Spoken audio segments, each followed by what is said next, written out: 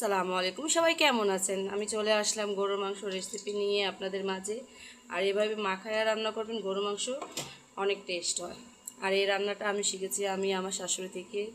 আচ্ছা, প্রথমেই বললাম যে আদা রসুন দিয়ে দিলাম কেন, আপনারা প্রথমবার ব্লকে আমার মুরগির মাংস আদা রসুন দিয়েছিলাম, কিন্তু ভিডিওটা ডিলিট হয়ে গেছিলো, তাই এখন আমি দিয়ে দিলাম আদা রসুন বাটা। আর এবার কিন্তু আমি ভিডিওতে দেখাই দিচ্ছি আমি আদা রসুন দিচ্ছি, হ্যাঁ, কেউ বলবেন না আবার যে আদা রসুন কই। ঠিক আছে। আর এই যে আমি সুন্দরভাবে এখন দিয়ে দিব জিরার গুঁড়া,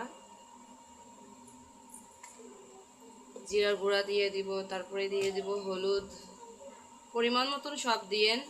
যত আমি এখন অনেকই ভালো এখন পারি, পরিমাণটাও বুঝি এখন, এজন্য আমি নিজের পরিমাণ মতন দিয়ে দিচ্ছি।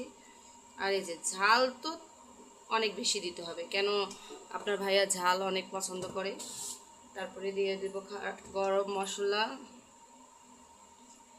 আসলে গরুর মাংস এভাবে রান্না করলে অনেক মজা লাগে। আমার শাশুড়ির হাতের রান্নাটা আমাকে অনেক বেশি ভালো লাগে, কেন সবসময় আম্মু এভাবেই রান্না করে, তাই আমিও রান্না করলাম। আর এখন আমার হাতের রান্নাটা আমার ননদকে অনেক পছন্দ, গরু মাংস। আমি নাকি গরু মাংস অনেক ভালোভাবে রান্না করি, নিজের বংশা নিজে করেছি, তাই না? যে পরিমাণ মতন লবণ দিয়ে দিলাম, আর দিয়ে দিব তেল।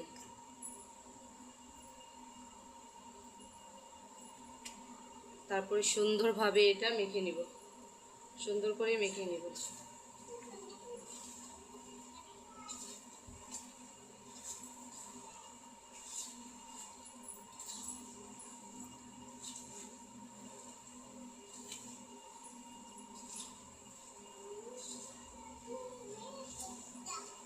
আর এই যে সুন্দর করে মাখায়া এভাবে রান্না করবেন, আপনারাও বাসায় ট্রাই করবেন। আসলে অনেক মজা হয় এরকম রান্না করলে, আমার তো এরকমই ভালো লাগে। আর এখন অনেকেও অনেকভাবে রান্না করে, মশলা কষায় রান্না করে, কিন্তু আপনারা ট্রাই করবেন এভাবে রান্না করার, আসলে অনেক মজা হয় এভাবে রান্না করাটা। তারপরে